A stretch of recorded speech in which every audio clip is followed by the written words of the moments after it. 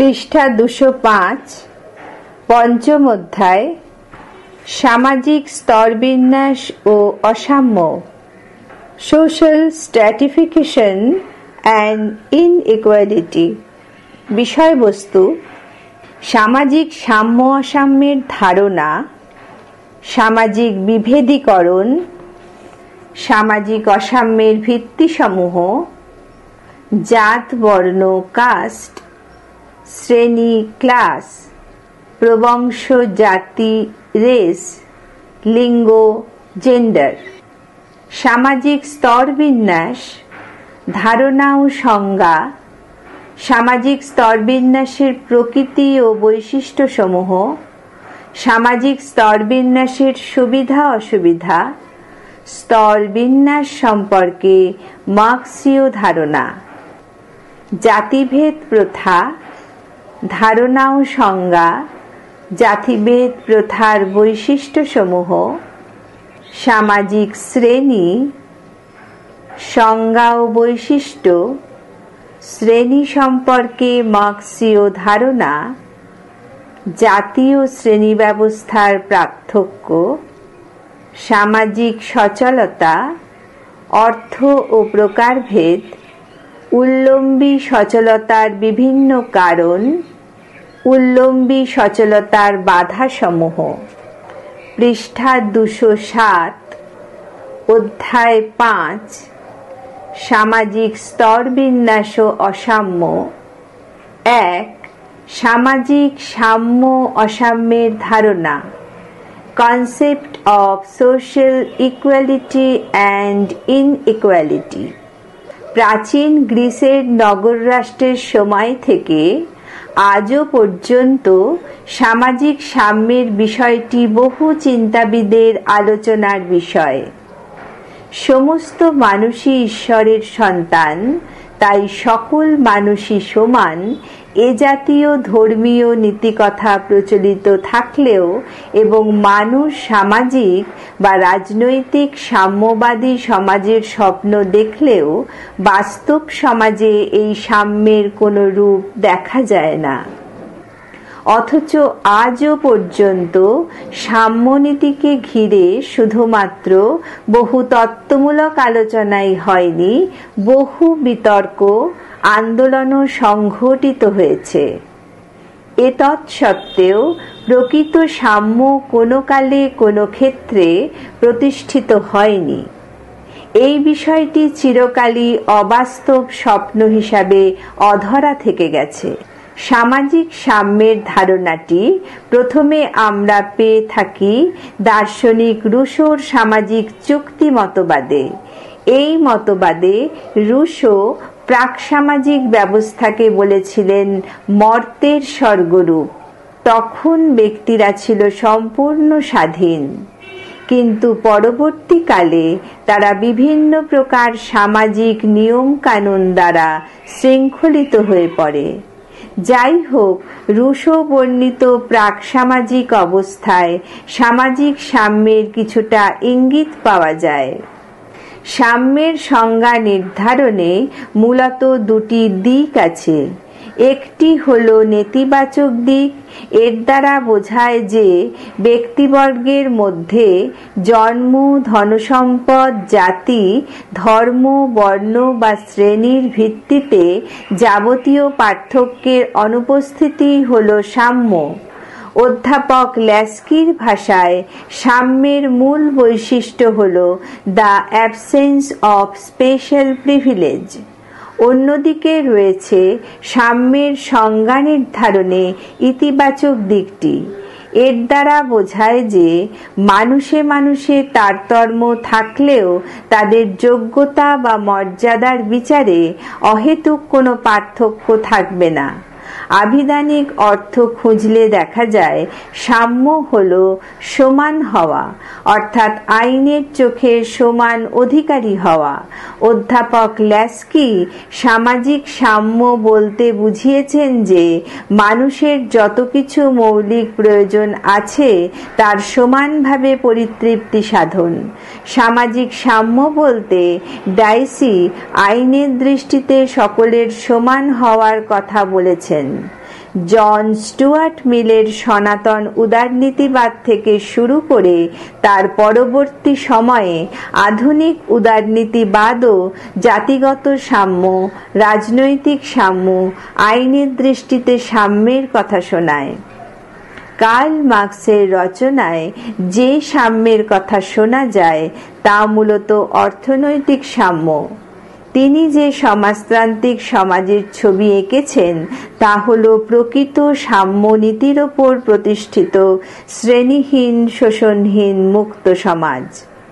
ভারতবর্ষের মতো বেশ কিছু দেশে বিভিন্ন ক্ষেত্রে সকলের সমান অধিকারের কথা তাদের সংবিধানে লিখিত আকারে আছে।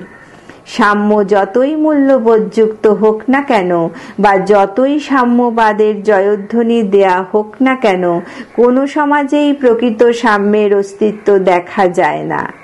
এটি একটি অধরা, অবাস্তব বিষয়।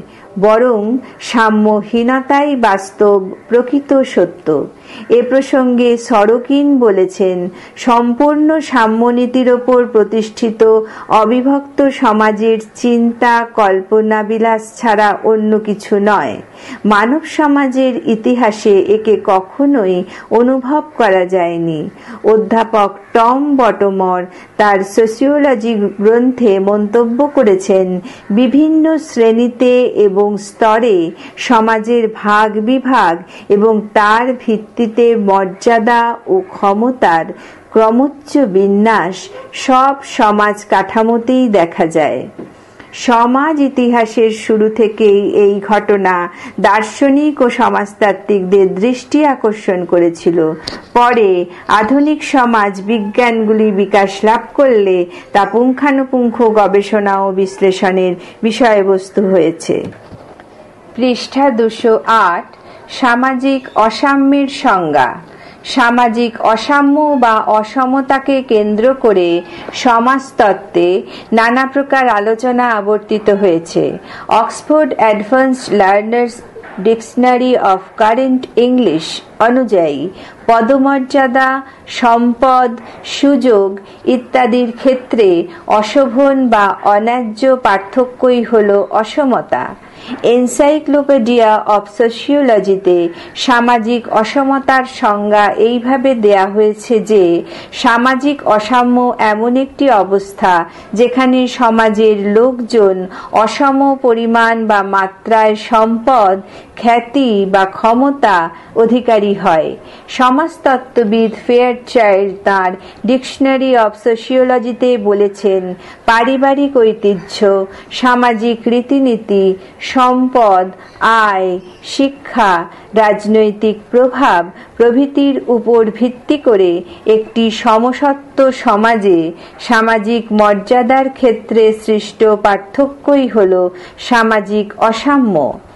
র্যালফ ডারেনডর্ফ তার class and class conflict in industrial society গ্রন্থে সামাজিক অসাম্য বলতে সম্পদ, মর্যাদা, ক্ষমতা এবং কর্তৃত্বের উপর ভিত্তি করে সৃষ্ট বৈষম্যকে বুঝিয়েছেন।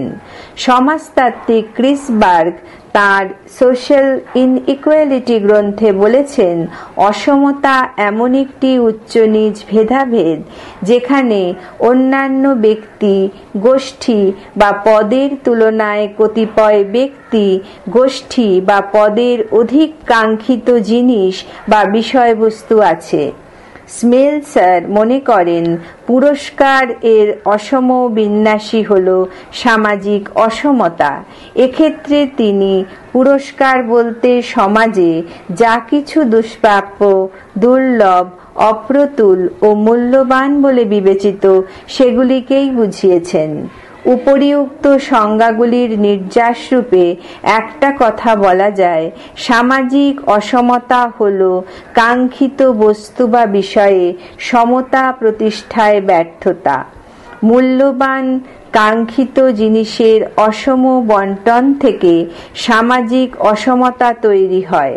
সমাজতাত্ত্বিক আলোচনা থেকে আরও প্রতীয়মান হয় যে সামাজিক অসমতার চিত্রটি প্রায় সমস্ত সমাজেই রয়েছে। সমাজ কালভেদে এর ভিত্তিসমূহের পার্থক্য থাকলেও বিষয়টি যে সর্বজনীন এ বিষয়ে কোনো দ্বিমত নেই। অসাম্য মূলত দুই ভাগে বিভক্ত। এগুলি হলো ব্যক্তিগত ও সামাজিক। এগুলিকে অন্যভাবে বলা হয় সামাজিক অসমতার জৈবিক উপাদান, biological factor of social inequality. সামাজিক অসমতার সামাজিক উপাদান, social factor of social inequality. 1.1 সামাজিক বিভেদীকরণ, সোশ্যাল ডিফারেন্সিয়েশন। ব্যক্তির সাথে ব্যক্তির ব্যক্তিগত ও সামাজিক বৈষম্য যে কোনো সমাজেরই অন্যতম বৈশিষ্ট্য। সমস্ত সমাজ ব্যবস্থাতে তার জনসাধারণের মধ্যে একদিকে যেমন বয়স, লিঙ্গ ও ব্যক্তিগত চরিত্রের বিভেদ দেখা যায়, অন্যদিকে সামাজিক মর্যাদা, সামাজিক অবস্থান প্রভৃতির বিচারেও বৈসাদৃশ্য পরিলক্ষিত হয়। বৈষম্য, বৈচিত্র্য ও বৈসাদৃশ্য ছাড়া কোনো সমাজের অস্তিত্ব কল্পনা করা যায় না। এই সামাজিক অসমতাকে নিয়ে সামাজিক বিভেদীকরণ বা সোশ্যাল ডিফারেন্সিয়েশন ধারণাটির জন্ম। ডিফারেন্সিয়েশনের আবিধানিক অর্থ অনুযায়ী বাংলায় পৃথকীকরণ, বিভিন্নতা প্রভৃতি প্রতিশব্দ পাওয়া যায়। The new shorter Oxford English dictionary অনুযায়ী ডিফারেন্সিয়েটের অর্থ করা হয়েছে ডিফারেন্স বিটুইন, ডিসক্রিমিনেশন বিটুইন প্রভৃতি। অর্থাৎ এই সকল অর্থের ভিত্তিতে ডিফারেন্সিয়েটের অর্থ হচ্ছে ক ব্যক্তি, গোষ্ঠী, বিষয় বা কোনো বস্তুর মধ্যে বিভিন্নতা, খ বৈষম্যমূলক বা পক্ষপাতমূলক আচরণ বা মানুষে মানুষে বিভেদ বা বৈষম্য সৃষ্টির কাজ। এদিক দিয়ে সামাজিক বিভেদীকরণের অর্থ হল সামাজিক ভিন্নতা, বিভিন্নতা, পৃথকীকরণ। দ্য নিউ এনসাইক্লোপিডিয়া ব্রিটানিকা 1984-এর সামাজিক বিভেদীকরণ সংজ্ঞা আছে এইভাবে যে জনগোষ্ঠীর মধ্যে পার্থক্য, সেই পার্থক্যের স্বীকৃতি এবং জনগোষ্ঠীর মধ্যে পার্থক্য ও বিভেদ সৃষ্টির নামই হল সামাজিক বিভেদীকরণ। এখানে সামাজিক বিভেদীকরণ, সোশ্যাল ডিফারেন্সিয়েশনকে একটি সামাজিক প্রক্রিয়া হিসাবে মনে করা হয়। পৃষ্ঠা 209 বলা হয়ে থাকে, ডিফারেন্সিয়েশন যদি কোনো একটি কর্মপ্রক্রিয়া হয় তবে তার অনিবার্য ফল হলো সামাজিক অসাম্য। কারণ সামাজিক বিভেদীকরণ করতে গেলে কোনো না কোনো অসাম্যকে ভিত্তি হিসাবে তুলে ধরতে হবে। ইয়ান রবার্ট সমস্ত সামাজিক বিভেদীকরণকে একটি প্রক্রিয়া হিসাবে চিহ্নিত করে বলেছেন, সমস্ত সমাজই কিছু নির্দিষ্ট বৈশিষ্ট্যের ভিত্তিতে তাদের সমাজের সদস্যদের মধ্যে এক ধরনের পার্থক্য বা বৈষম্য তৈরি করে।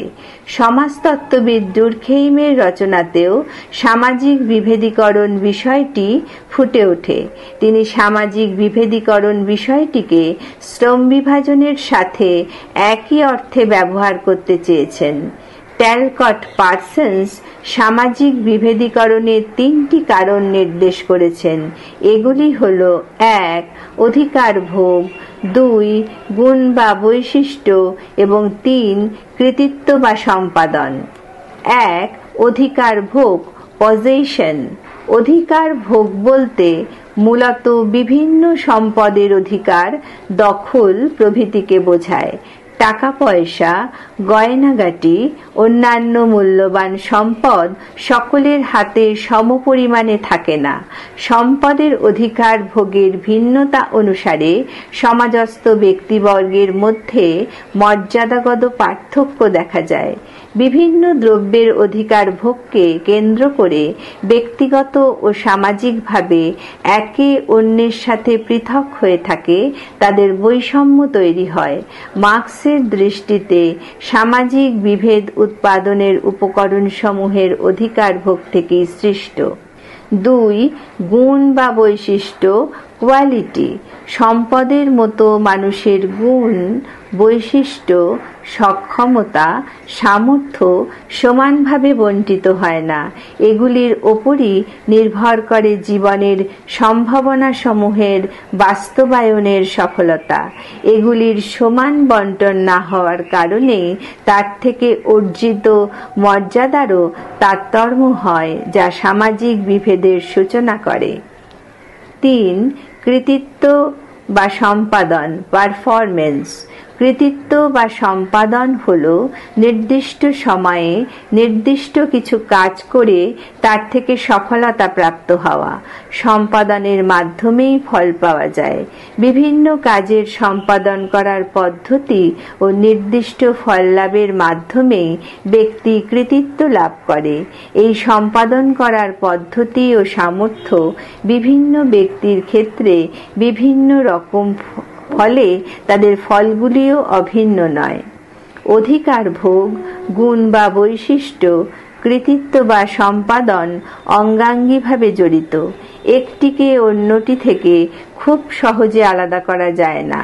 বস্তুর অধিকার বোধ থেকে ব্যক্তির সক্ষমতা বা সামর্থ্যের মতো গুণ তৈরি হয়, যা সফল কর্মসম্পাদনে সাহায্য করে।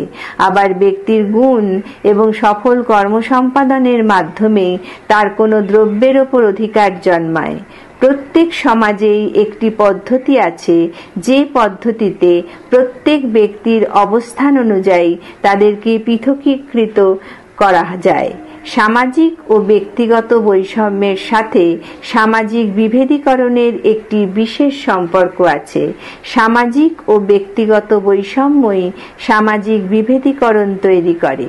বিভেদীকরণের মাধ্যমে ব্যক্তিবর্গকে বিভিন্ন ভাগে ভাগ করা যায়।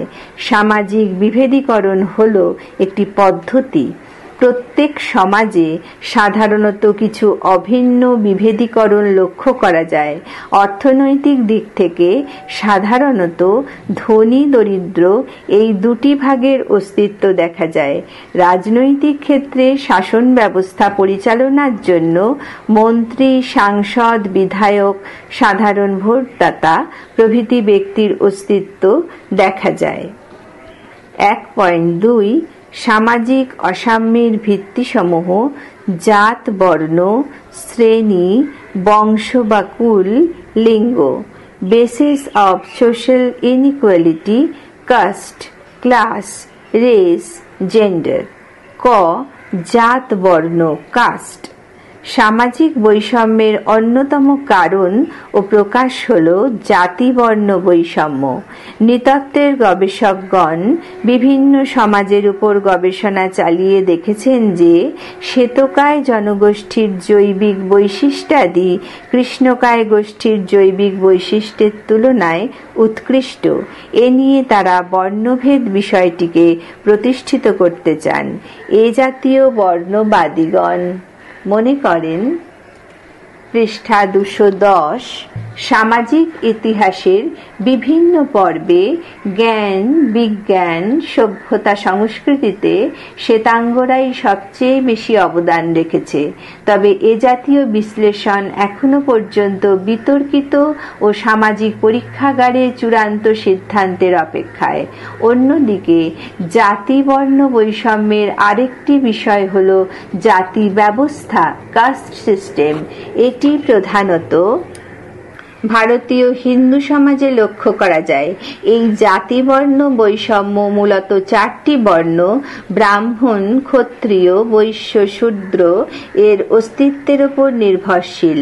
জাতিগত বৈষম্য একটি আরোপিত বৈশিষ্ট্য যা ব্যক্তি জন্মসূত্রেই পেয়ে থাকে। ঐতিহাসিক বিশ্লেষণে মনে করা হয় খ্রিস্টপূর্ব 1500-তে আর্যরা ভারতে এসে এই জাতি ব্যবস্থার পত্তন করেন। আর্যরা ভারতের আদি অধিবাসী অনার্যদের তুলনায় ছিল ফর্সা, উজ্জ্বল, সুঠামদেহী ও উন্নত সংস্কৃতির বাহক। তারাই এসে এই ধর্মগত বিভাজন তৈরি করেন।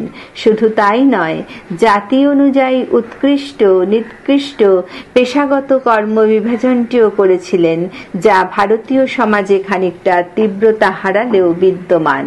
বার্ন ও অন্যান্য নৃতাত্ত্বিক আফ্রিকান উপজাতি সমাজে জাতবর্ণ ব্যবস্থার অস্তিত্ব খুঁজে পান।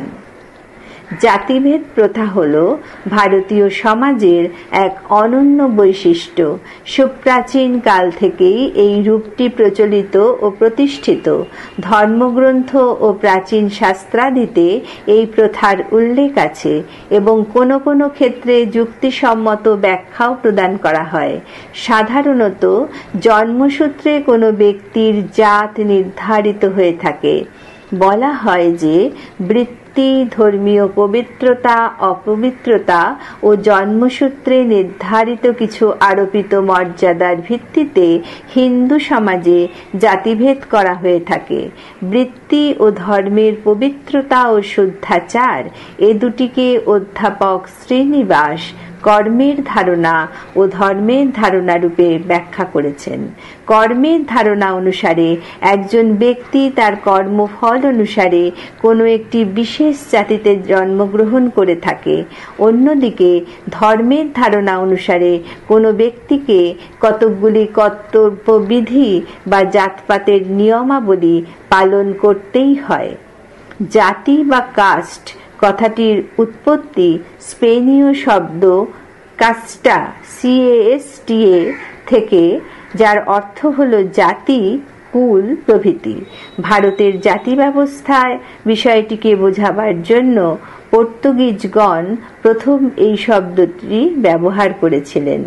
চেম্বার্স এনসাইক্লোপিডিয়া 1967-তে কাস্ট শব্দটির উৎপত্তি দেখানো হয়েছে ল্যাটিন শব্দ কাস্টাস শব্দ থেকে CASTUS, যার অর্থ পিওর বা বিশুদ্ধ। অক্সফোর্ড ইংলিশ ডিকশনারিতে কাস্ট কথাটির অর্থ করা হয়েছে pure, unpolluted or unmixed stock or breed, অর্থাৎ বিশুদ্ধ, অকলুষিত বা অমিশ্রিত কোনো মানব গোষ্ঠী। জাতির সমার্থক শব্দ যা সংস্কৃত ভাষায় ব্যবহৃত হয় তা হল বর্ণ। বর্ণ বলতে মূলত রঙকে বোঝায়। তবে ভারতীয় বর্ণ ব্যবস্থা যতটা না আর্য অনার্যদের গার্ত্যবর্ণের উপর প্রতিষ্ঠিত ছিল, তার চেয়ে অনেক বেশি পেশা ও শ্রম বিভাজনের উপর প্রতিষ্ঠিত। তবে জাতি ও বর্ণ শব্দ দুটিকে একই অর্থে ব্যবহার করা হলেও বাস্তবে এই দুটি কথার মধ্যে সূক্ষ্ম পার্থক্য আছে। হিন্দু সমাজে চারটি প্রধান বিভাজন ব্রাহ্মণ, ক্ষত্রিয়, বৈশ্য, শূদ্রকে বোঝানোর জন্য বর্ণ কথাটি ব্যবহৃত হয়। অন্যদিকে এই প্রধান চারটি বর্ণের যে অসংখ্য ক্ষুদ্র ক্ষুদ্র দলে বিভক্ত তা হচ্ছে জাতি বা কাস্ট। তবে বর্তমানে দুটিকেই সমার্থক বিবেচনা করা হয়। খ. শ্রেণী, ক্লাস। সামাজিক শ্রেণী হল আধুনিক সভ্য সমাজের সামাজিক স্তরবিন্যাসের এক প্রধান বৈশিষ্ট্য। অবশ্য এই শ্রেণীবিন্যাস তখনই সামাজিক স্তরবিন্যাসে গ্রাহ্য হয় যখন তার মধ্যে উচ্চ নীচ ভেদাভেদ প্রকট হয়। একথা এজন্য বলা হয় যে শুধুমাত্র শ্রেণী বলতে ডাক্তার, ইঞ্জিনিয়ার প্রভৃতিকেও অনেক সময় বোঝাতে পারে। সামাজিক শ্রেণী বলতে ঊর্ধ্বাধভাবে বিন্যস্ত মনুষ্য গোষ্ঠীকে বোঝায়। সাধারণত আর্থিক আয়ের উপর ভিত্তি করে সমাজের ব্যক্তিবর্গকে বিভিন্ন সামাজিক শ্রেণীতে বিভাজন করা হয়।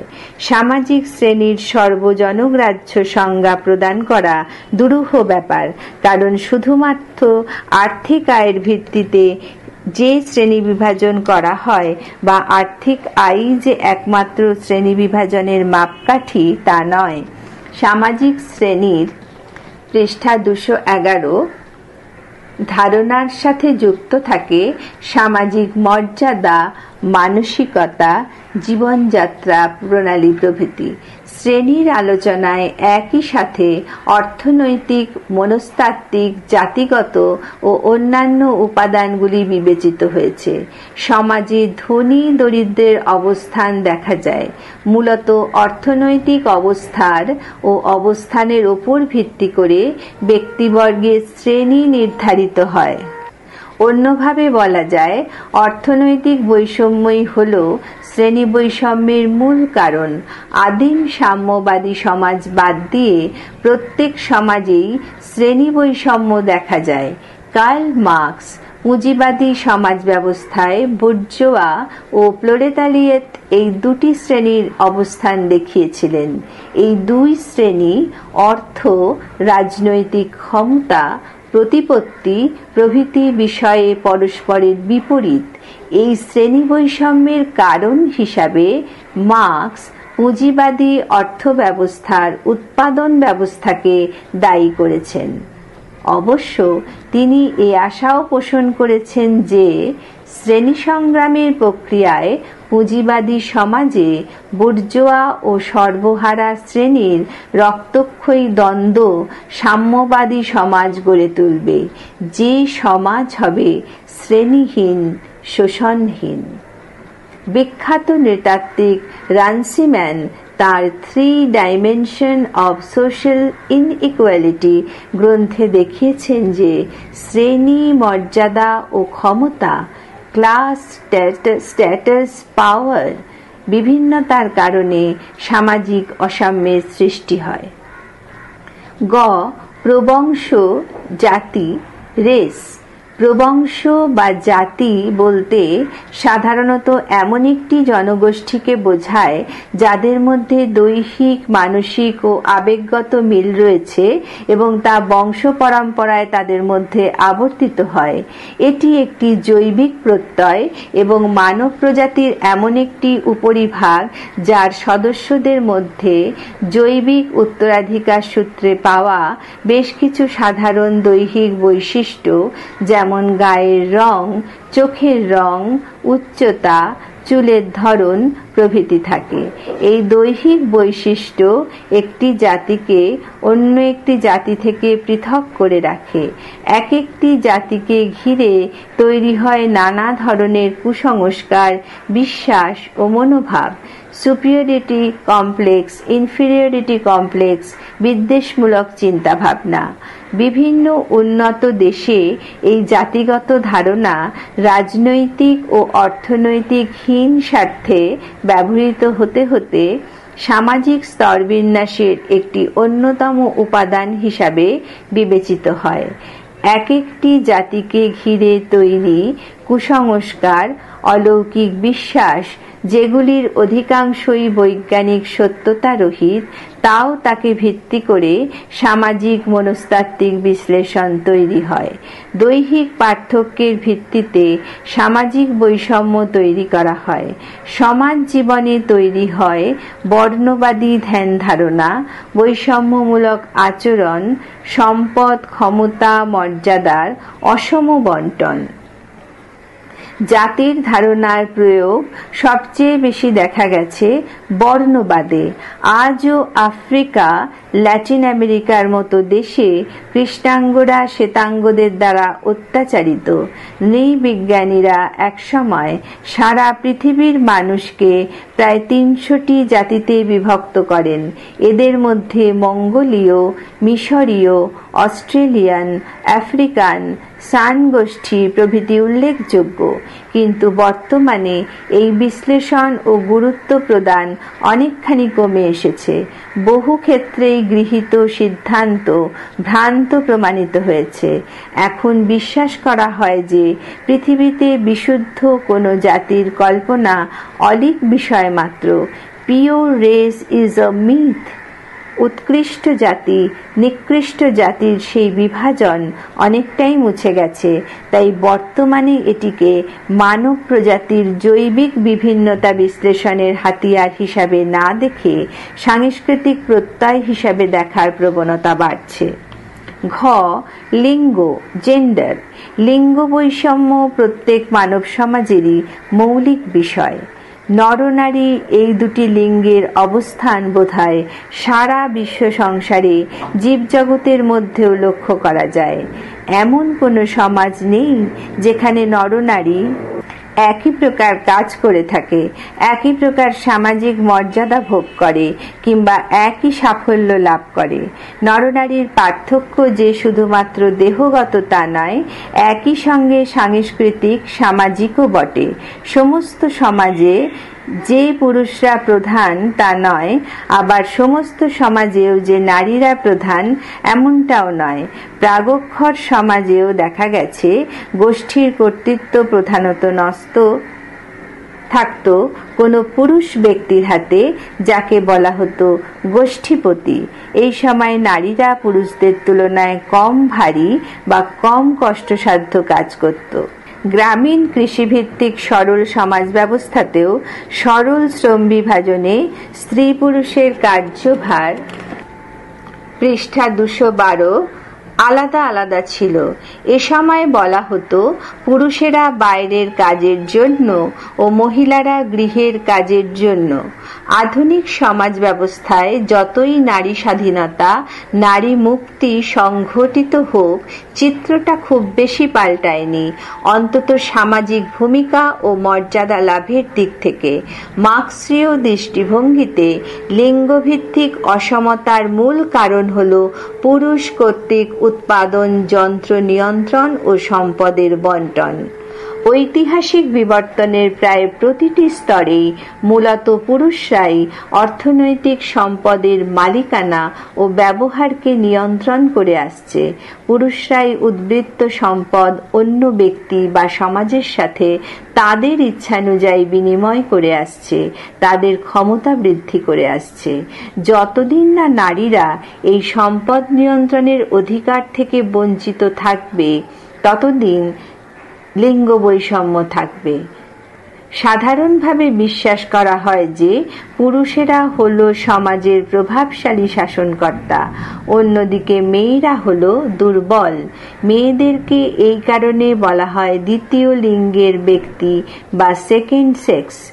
প্রখ্যাত দার্শনিক নিটশে মন্তব্য করেছিলেন, মেয়েরা হচ্ছে ভগবানের দ্বিতীয় ভুল, গডস সেকেন্ড মিস্টেক। সাধারণভাবে আজও পর্যন্ত আমরা মেয়েদেরকে ভাবি আমাদের অনুগত, হীন, দুর্বল ব্যক্তি। প্রতিটি ক্ষেত্রে তারা পুরুষের অত্যাচার, অবিচারের শিকার হয়। প্লুটো ঈশ্বরকে ধন্যবাদ জানিয়েছিলেন এই কারণে যে তিনি পুরুষ হয়ে জন্মেছেন, নারী হয়ে জন্মাননি। বিষয়টি সুস্পষ্ট যে লিঙ্গভেদে অসাম্য প্রাকৃতিকভাবেই সৃষ্ট, তবে তাকে আরও সুদৃঢ় ও সুস্পষ্ট করে তোলে সামাজিক বিধিনিষেধ, ভ্রান্ত ধারণা, প্রচলিত মূল্যবোধ, প্রথা, রীতিনীতি, অর্থনৈতিক বিষয়াদির মতো ম্যান মেড উপাদানগুলি।